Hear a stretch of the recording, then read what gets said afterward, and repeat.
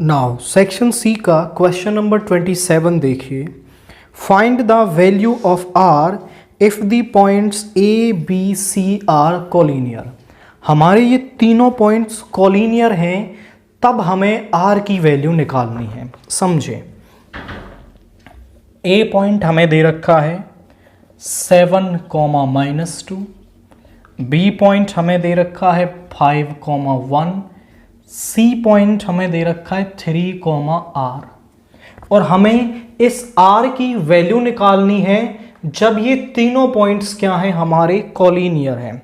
Collinear होने का मतलब है तीनों एक ही लाइन पर हैं, तो इनसे बनने वाला ट्रेंगल, देखो जब तीनों लाइन पर हैं तो ट्रेंगल बनेगा नहीं, मतलब उस ट्रेंगल का जो एरिया है वो 0 होगा। और हमारे पास 3 कोऑर्डिनेट्स दे रखे हों, x1 y1, x2 y2, x3 y3, तो एरिया ऑफ ट्रायंगल क्या होता है? एरिया ऑफ ट्रायंगल का जो फार्मूला है वो होता है 1/2 x1 y2 minus y3 plus x2 y3 minus y1 plus x3 y1 minus y2। अब इनसे जो बनने वाला एरिया ऑफ ट्रायंगल ABC है वो 0 होगा। Area of triangle ABC is equal to 0। आप लिखेंगे यहां पर सिंस ABC आर कोलिनियर।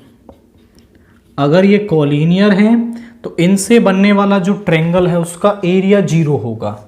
तो यहां पर आप लगाएं फॉर्मूला 1/2 x1 यानी 7, y2 माइनस y3 यानी 1 माइनस r प्लस x2 यानी 5, y3 माइनस y1 यानी y3 minus y1, minus of minus plus हो जाएगा, प्लस x3 यानी 3, y1 माइनस y2 यानी -2 माइनस 1 इज इक्वल टू 0।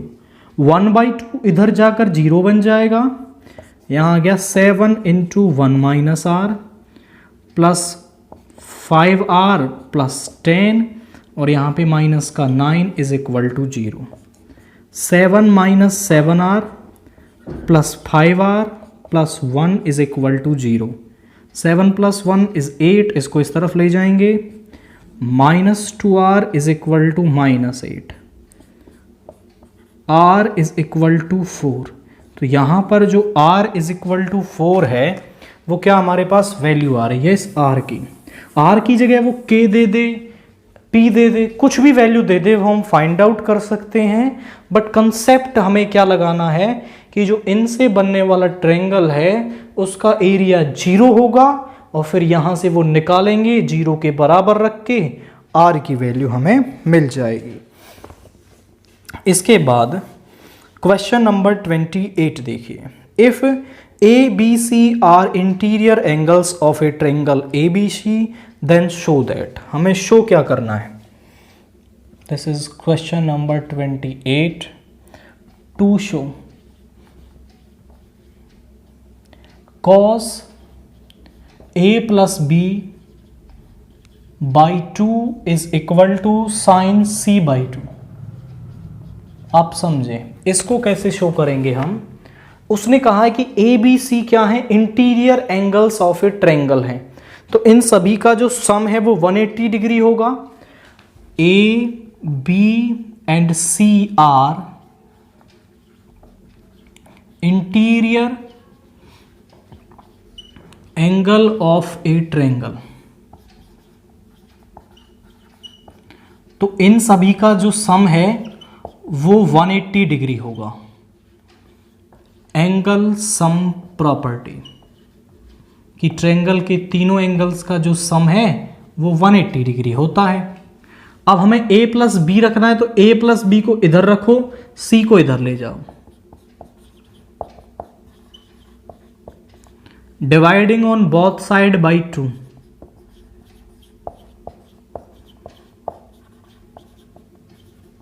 दोनों तरफ 2 से डिवाइड करेंगे तो यहां पे आएगा a plus B by 2 is equal to 180 degree minus c by 2। अब 2 को दोनों के अपॉन में लिखेंगे तो 90 डिग्री माइनस c/2। अब ये दोनों एंगल्स इक्वल हैं, इनकी साइन वैल्यू भी इक्वल होगी, इनकी कोसाइन वैल्यू भी इक्वल होगी, इनकी टेंजेंट वैल्यू भी इक्वल होगी। बट मुझे चाहिए कॉस, तो मैं यहां से ऐसा लिख सकता हूं कि इनकी जो कॉस वैल्यू है वो भी इक्वल होगी। So cos 90 degree minus c/2, because आप यहां पर लिखेंगे अब कॉस 90 माइनस थीटा किसके बराबर होता है, साइन थीटा के बराबर होता है। तो यहां से आ जाएगा sine c/2। So this is our required result. Cos a+b/2 को हमें प्रूव करना था साइन c/2 के बराबर। तो पहले तो हमने एंगल सम प्रॉपर्टी यूज की, आफ्टर दैट हमें जो रिजल्ट लेफ्ट हैंड साइड में चाहिए था वो यहां रख लिया, बाकी को हम उधर ले गए और फिर इनकी कोसाइन वैल्यू को इक्वल दिखाया और फिर यहां से हमने रिक्वायर्ड रिजल्ट को शो कर दिया है। इसके बाद क्वेश्चन नंबर 29 देखिए।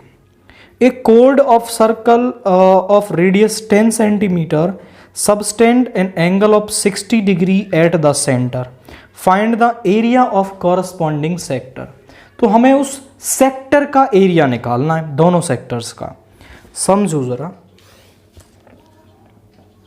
हमारे पास एक सर्कल है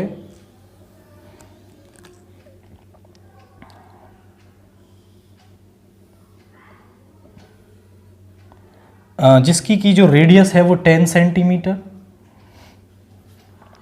और कोई कोड है जो उसके सेंटर पर 60 डिग्री का एंगल बना रही है।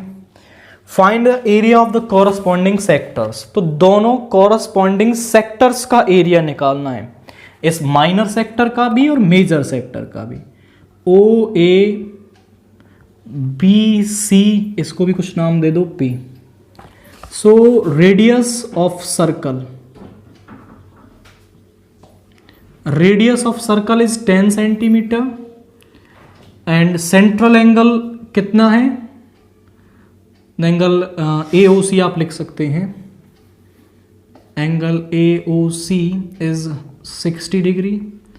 सो area of minor sector, minor sector का एरिया निकालने के लिए तो हमारे पास फॉर्मूला होता है, तो वो हम निकाल सकते हैं theta by 360 into pi are square. Theta है हमारे पास 60 डिग्री, ये 360 पाई आर स्क्वेयर यानी कि 100 हो गया। 6 टाइम 2 से 3, 2 से 50 यानी ये आ गया 50 पाई बाई 3 सेंटीमीटर स्क्वेयर। ये तो आ गया माइनर सेक्टर का एरिया। अब मेजर का निकालना है, तो आप देखें तो माइनर सेक्टर है ये वाला। अगर मैं पूरे सर्कल के एरिया में से इस माइनर सेक्टर का एरिया सबट्रैक्ट कर दूं तो मुझे मेजर सेक्टर का एरिया मिल जाएगा। So area of major sector वो होता है area of circle minus area of minor sector. Area of circle होगा पाई आर स्क्वेयर और ये निकाला हमने 50 पाई बाई 3। आर यानी 100 pi minus 50 pi by 3। R का स्क्वेयर मीन्स 10 का square, that is radius. LCM ले लें आप यहां पर 3, सो ये हो जाएगा 300 पाई minus 50 pi, that is 250 pi by 3 centimetre square. तो क्वाइट सिंपल से लॉजिक को हमने यूज किया।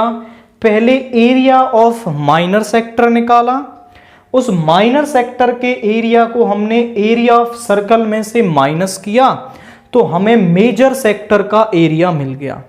मेजर सेक्टर के लिए आप एक और तरीका भी यहां पर इस्तेमाल कर सकते हैं कि ये जो वाला एंगल है ये तो 60 डिग्री, ये हो जाएगा 300 डिग्री का एंगल जो बचा हुआ है, दिस इज 300 डिग्री। अब यहां पर आप ये फॉर्मूला लगा दें तो क्या हो जाएगा 300 by 360 into pi are square, यानी कि आर का स्क्वेयर 100। तो यहाँ पे आ गया, दिस इज 5 से 5 टाइम्स, 5 से 6 से 6 टाइम्स, 6 से 5, और यहाँ पे आ गया 2 से 3 और 2 से 50, यानी ये आ गया 250 पाई बाई 3 सेंटीमीटर स्क्वेयर। आप मेथड कोई सा भी यूज करें, आंसर सेम ही आने वाला है। तो माइनर सेक्टर निकाल लो, सर्कल में से सबट्रैक्ट कर दो, तब भी सेम आंसर आएगा। आप सेंट्रल एंगल निकाल लो, उससे कैलकुलेट करो, तब भी आंसर सेम आएगा हमारा। नाउ क्वेश्चन नंबर 30 देखिए। A box contains 3 red balls and 5 black balls. A ball is drawn from the bag. Find the probability that the ball drawn is red or it is not red. आप समझें कि एक bag है जिसमें कि 3 red और 5 black balls हैं। तो मैं लिखता हूं यहां पर, बैग कंटेन्स, बैग में है आपकी 3 red ball plus 5 black ball, तो मतलब टोटल 8 बॉल्स हमारे पास हैं। और अब वो कह रहा है कि एक बॉल इसमें से निकाली जाती है, तो 2 प्रोबेबिलिटीज बतानी है कि जो निकाली गई बॉल है वो रेड हो और रेड ना हो, इन दोनों की प्रोबेबिलिटीज बता दीजिए। तो मैं मान लेता हूं, let E denotes the event of getting a red ball, कि हमें एक रेड बॉल मिले। इस इवेंट को मैंने क्या माना है, आपका ई इवेंट मान लिया, रेड बॉल आने को। So favourable number of cases क्या है हमारे पास,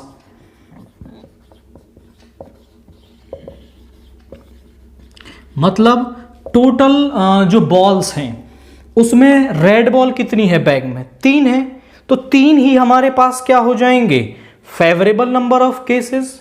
so favourable number of cases हैं 3। टोटल नंबर ऑफ केसेस कितने हैं, वो है 8।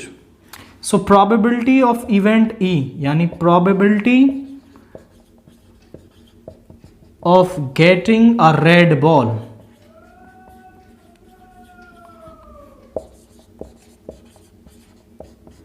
यानी वो हो जाएगी favourable number of cases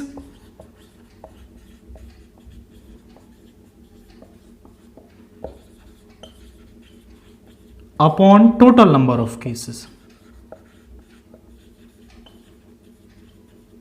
favourable है हमारे पास 3 और टोटल है 8। और सेकंड प्रोबेबिलिटी हमें निकालनी है, probability of not getting a red ball, not getting a red ball या गेटिंग अ, तो किसी इवेंट के होने की प्रोबेबिलिटी हमारे पास हो और उसके ना होने की प्रोबेबिलिटी निकालनी हो, तो वो कैसे निकालते हैं हम, 1 में से उसके होने की प्रोबेबिलिटी सबट्रैक्ट कर देते हैं, तो यहां से हमें उसके ना होने की प्रोबेबिलिटी मिल जाती है। तो 1 माइनस 3/8 इज 5/8। तो उसमें से एक रेड बॉल ना मिलने की जो प्रोबेबिलिटी है वो 5/8 होगी। दूसरा तरीका आप इस्तेमाल करें तो फेवरेबल नंबर ऑफ केसेस कितने होंगे भाई, रेड को हटा दो, बाकी बॉल्स कितनी हैं 5 ब्लैक, तो फेवरेबल केस हो गए 5, टोटल अभी भी 8 हैं, सो प्रोबेबिलिटी इज 5/8। कैसे भी निकाल लो सेम ही आएगी। इसके बाद section D, question number 31। From the top of a 7 meter high building, the angle of elevation of the top of a cable tower is 45 degree and the angle of depression of its foot is also 45 degree. Determine the height of tower. तो height of tower हमें निकालनी है। आप समझें question क्या कह रहा है वो देखिए जरा। हमारे पास एक 7 मीटर हाई बिल्डिंग है, लेट्स से AB। और एक केबल टावर है जिसकी लेंथ इससे ज़्यादा है, लेट से the cable tower is CD, वो कह रहा है कि 7 मीटर, आप ग्राउंड के पैरेलल एक लाइन खींच लें, इस 7 मीटर हाई बिल्डिंग के टॉप से इस केबल टावर के टॉप का जो एंगल ऑफ एलिवेशन है वो 45 डिग्री है, विच इज 45 डिग्री, और इसके टॉप से इस केबल टावर के फुट का जो एंगल ऑफ डिप्रेशन है वो भी 45 है। दोनों एंगल्स 45 दे रखे हैं, एलिवेशन भी और डिप्रेशन भी।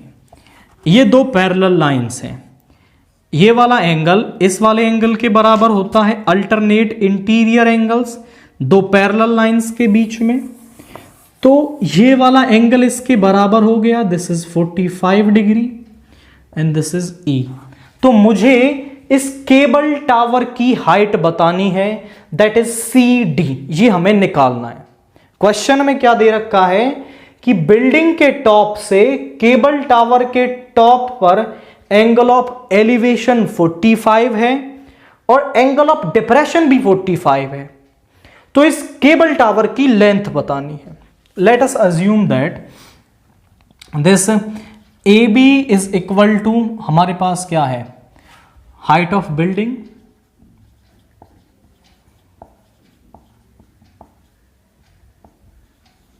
and this CD is height of cable tower.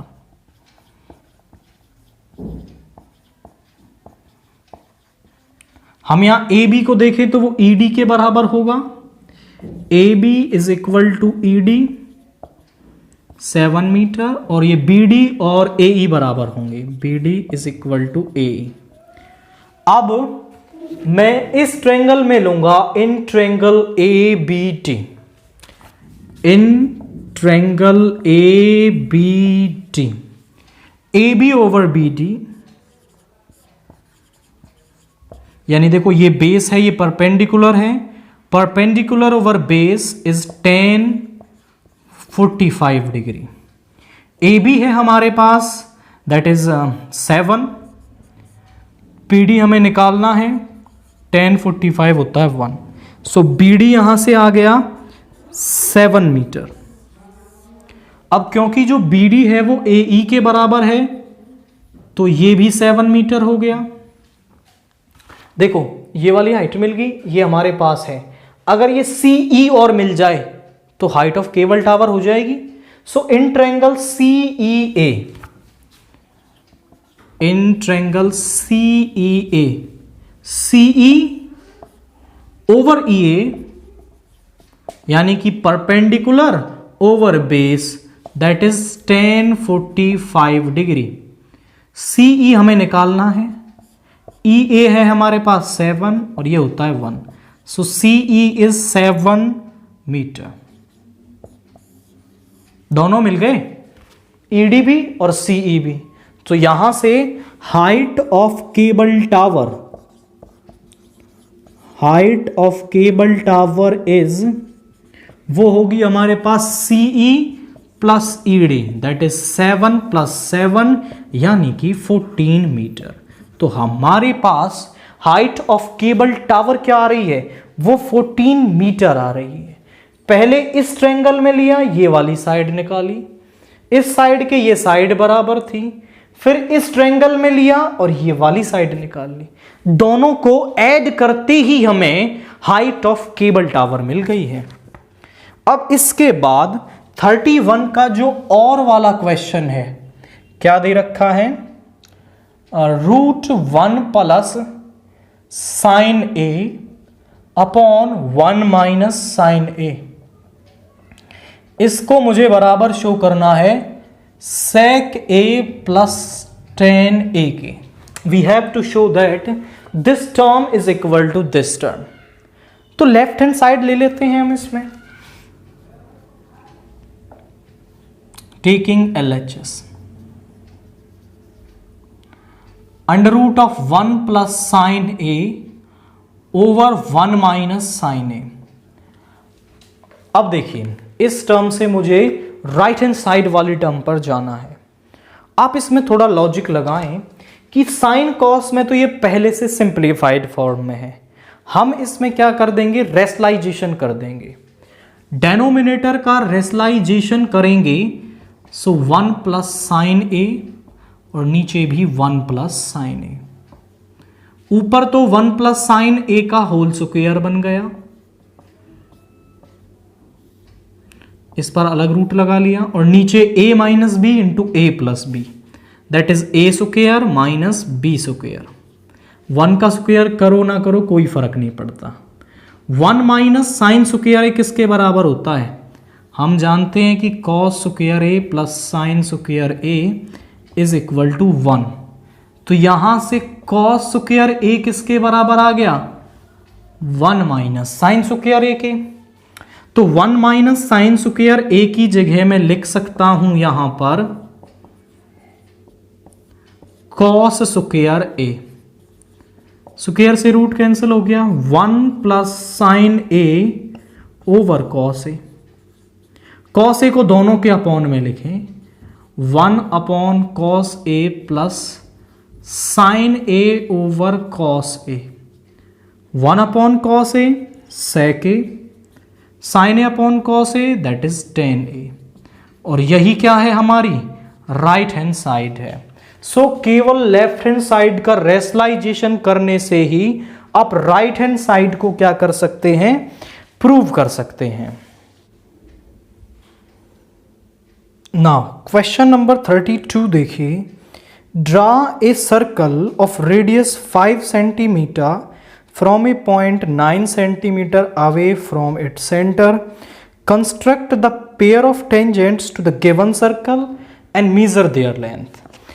एक सर्कल है जिसकी की रेडियस 5 सेंटीमीटर है, एक 9 सेंटीमीटर अवे पॉइंट है, उससे आपको उस पर पेयर ऑफ टेंजेंट डालनी है और उनकी लेंथ निकालनी है। तो ये कंस्ट्रक्शन का क्वेश्चन है, आप इसको कैसे करेंगे मैं थोड़ा आइडिया आपको देता हूं। यहां पर पहले आप एक सर्कल बनाएंगे जिसकी की रेडियस 5 सेंटीमीटर है, आप इजीली ड्रा कर लोगे। ये उसका सेंटर हो गया, सेंटर से 9 सेंटीमीटर अवे एक पॉइंट लेंगे आप, दैट इज ओ ए, और ये लेंथ 9 है। अब इस ओ ए को आपको परपेंडिकुलरली बाइसेक्ट करना है, तो आप ऊपर अपना जो प्रकार है वो रखेंगे और यहां इसको आधे से ज्यादा ओपन कर लेंगे, एक आर्क ऊपर और एक आर्क नीचे लगाएंगे, उतना ही खोल के रखना है, और एक आर्क यहां से इस पर और यहां से इस पर, दोनों को आप मिला देंगे। तो यहां पर जिस पॉइंट पर ये इस लाइन को बाइसेक्ट करेगा, ये दो बराबर हिस्से हो जाएंगे, this is B, O A B is equal to B U, perpendicularly bisect हो गया। अब ओ से बी तक खोलेंगे आप अपने प्रकार को और एक सर्कल ड्रा कर देंगे बी को सेंटर लेते हुए। तो बी को सेंटर लेते हुए आप एक सर्कल ड्रा करेंगे इस तरीके से।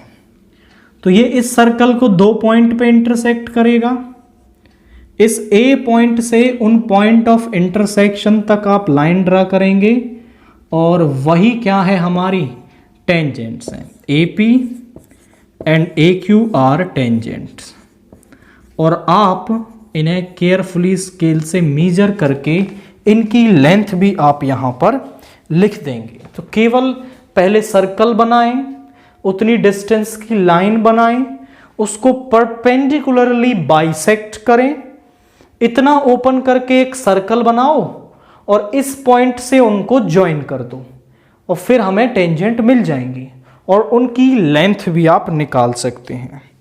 अगला question, that is question number 33। The following table gives the distribution of daily wages of 50 workers of A factory, find the mean daily wages of the workers. तो हमें एक टेबल दे रखी है और हमें वर्कर्स का मीन निकालना है। तो क्या दे रखी है हमें टेबल, वो हम ड्रा करते हैं। ये टेबल हमें दे रखी है जहां पर डेली वेजेस हमें दे रखे हैं कि 500 से 520 कमाने वाले 12 हैं, 520 से 540 कमाने वाले 14 हैं, 40 से 60 कमाने वाले 8 हैं, इस तरीके से। और वो कह रहा है मीन डेली वेजेस निकालिए। मेथड का उसने जिक्र नहीं किया है, जो मेथड आपका मन करे वो आप इसमें यूज कर सकते हैं। अब जो लास्ट सेट था हमारा सेट ए, उसके मीन वाले क्वेश्चन को मैंने स्टेप डेविएशन से बताया था। इस वाले को मैं अज्यूम्ड मीन मेथड से बताता हूं कि अज्यूम्ड मीन मेथड कैसे यूज किया जाता है। तो अज्यूम्ड मीन मेथड से मीन निकालने का जो फॉर्मूला होता है दैट इज एक्स बार, वो होता है A plus summation of F I D I over summation of F I. तो ये फॉर्मूला होता है, हमें डी आई चाहिए और फिर हम इसका सम निकाल लेंगे। सबसे पहले हम एक्साई निकालेंगे। एक्साई निकालने के लिए दोनों का सम करें। ये हो गया 1020, उसको 2 से डिवाइड कर दो, ये आ गया आपका 510। इन दोनों का सम करें तो इनके बीच में डिफरेंस 20 का है, तो आप इसमें 20 जोड़ के लिखेंगे तो 30, this is 550, this is 570 and 590।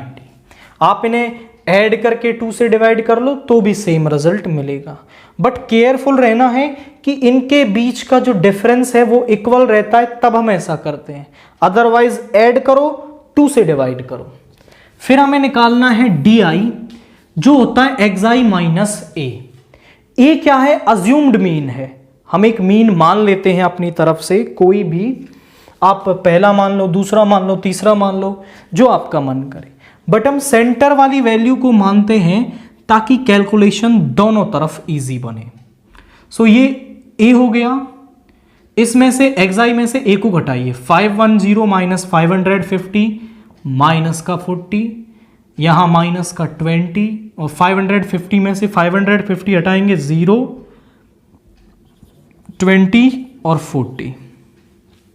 अब हमें निकालना है एफ आई डी आई, यानी इसकी इससे मल्टीप्लाई। ये हो जाएगा माइनस का 480 माइनस का 280, यहां पर 0, 120 एंड ये हो जाएगा 400। ये तो हो गया 520 और ये हो गया हमारा 0, 760। तो माइनस का 240, summation of F I D I is minus 240 और समेशन ऑफ एफ आई कितना होगा? 50 वर्कर्स दे रखे थे, तो summation of F I is 50। सारी वैल्यूज हमारे पास आ गई हैं, बस इस फॉर्मूले में वैल्यूज को पुट करें। तो ए अज्यूम्ड मीन हमने माना 550, एफ आई डी आई का सम हमारे पास आया माइनस 240 और ये आया 50। 24 को 5 से डिवाइड करो, 24 को 5 से डिवाइड करेंगे, 5 4 20, 4.8 कितना आ रहा है? 4.8। 550 माइनस 4.8, इसमें से सब्ट्रैक्ट कर लो। दिस इज 2 एंड यहाँ 9 minus 4 is 545.2 rupees.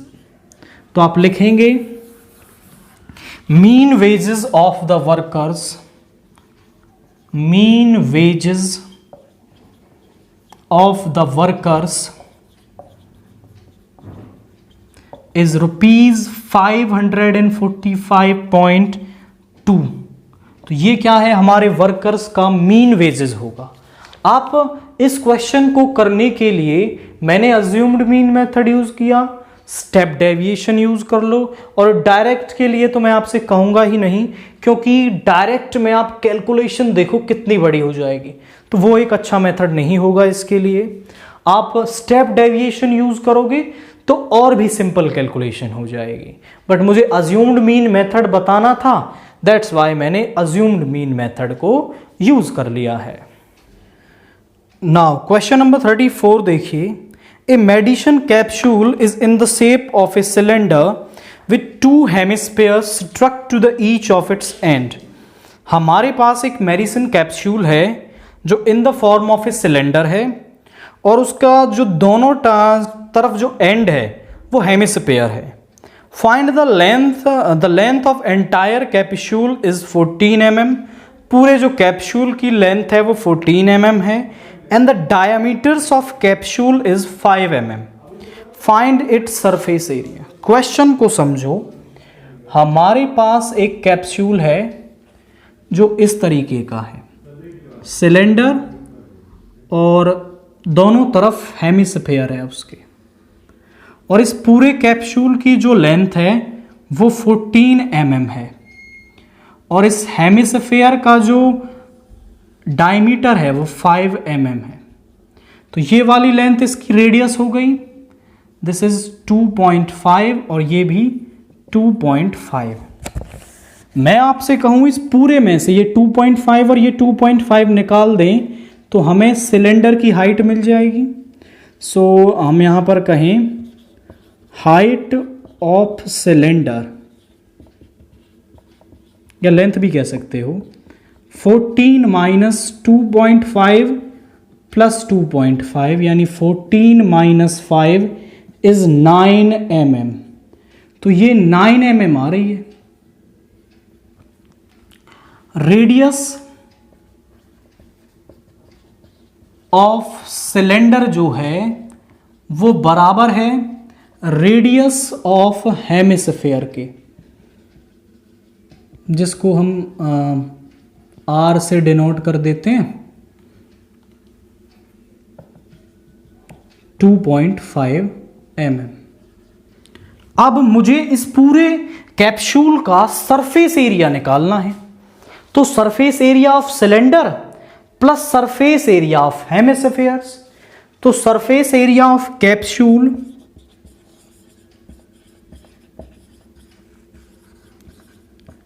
Is equal to surface area of cylinder plus 2 into surface area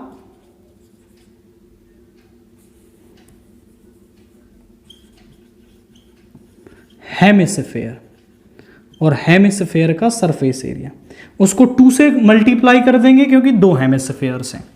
ये होता है 2 पाई आर एच, ये 2 इंटू 2 पाई आर स्क्वेयर। दोनों में से 2 पाई आर कॉमन ले लेंगे और यहां बचेगा h plus r. 2 into pi की वैल्यू 22/7, r है 2.5 यानी 25/10, h है 9 और ये है 25/10। 5 5 जा 25, 5 2 जा 10, this is 9 plus 5/2, this is okay, this is r। so यहां पर आ गया हमारा 2 pi R H into 2 pi are square, और r जो है वो है 2.5 mm, सो 2.5/10। ओके, यहाँ पर एक 2 और रह जाएगा, दिस 2, यहाँ पे 2r बचेगा हमारा। जब हम यहाँ से 2 पाई आर कॉमन ले लेंगे तो यहाँ 2r बचेगा, 2 से 2, 9 और 5 14 हो गया। सो 2 इंटू 22/7 इंटू 25/10 इंटू 14, 7 से 2 टाइम्स, और यहाँ पर 2 से 5, 5 से 5, 5 2 ज़ा 10 इंटू 22 इज 222 mm स्क्वेयर। तो उस कैप्सूल का जो सरफेस एरिया है वो 220 mm स्क्वेयर होगा। तो उसका सरफेस एरिया निकालने के लिए आप सिलेंडर का सरफेस एरिया उसमें ऐड कर देंगे दोनों हेमिस्फीयर्स के सरफेस एरिया को, तो हमें क्या मिल जाएगा, उसका पूरे का सरफेस एरिया मिल जाएगा। अब इसके जो और वाला पार्ट है उसको देखिए। A metallic sphere of radius 3.5 centimetre is melted and recast into the shape of a cylinder.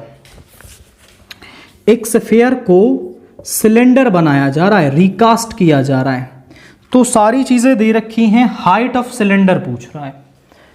तो एक कंसेप्ट हम यूज करेंगे कि जब हम किसी शेप को दूसरी शेप में रिकास्ट करते हैं तो उनकी जो वॉल्यूम है वो इक्वल होती हैं। तो इस कंसेप्ट को यूज करके हम हाइट ऑफ सिलेंडर निकाल लेंगे। समझो कैसे। हमें क्या दे रखा है, दिस इज और वाला part, a metallic sphere of radius. So radius of sphere is 3.5 centimetre and इसके बाद cylinder of radius of cylinder हमें दे रखी है, radius of cylinder is 5 centimetre और हाइट ऑफ सिलेंडर हमें निकालनी है। Let h is equal to height of cylinder.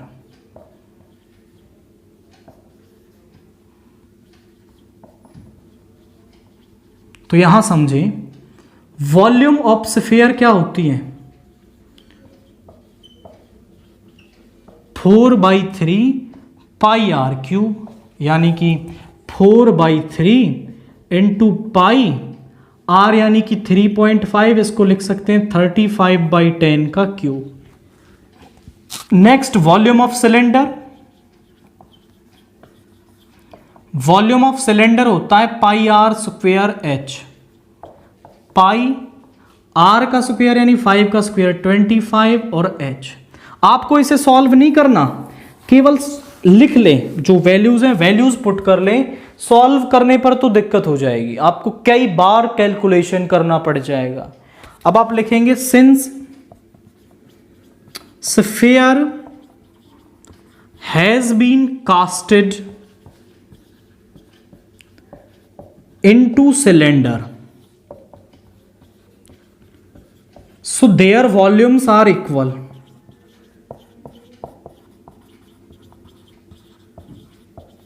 और उनके जो वॉल्यूम्स हैं वो क्या होंगे, वो इक्वल होंगे। तो यहां से हम रख देते हैं 4/3 पाई इंटू 35/10 क्यूब है, तो इसको 3 बार लिख लो, पाई इंटू 25 इंटू एच। अब बस कैंसिल करो और वैल्यूज निकालो। सो 5 से 5 टाइम, 5 से 7 टाइम, 5 से 7 टाइम, तो ये हमारे पास वैल्यू आ रही है। इसके बाद 5 से 7, 5 से 2, 2 से 2 टाइम्स। बाकी के 10 को नहीं छेड़ना, जो 10 कंप्लीटली कैंसिल हो जाए उसको कर दो, बाकी के 10 को 10 की फॉर्म में रखें, क्योंकि हमें कैलकुलेशन ज़्यादा नहीं करनी, पॉइंट लगाना पड़ेगा। सो this is 49 into 14/3 into 100 is H. So 49 into 14 हो जाएगा हमारा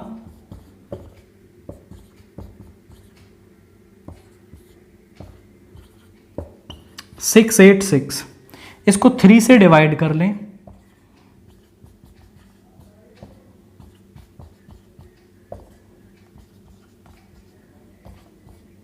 228.6।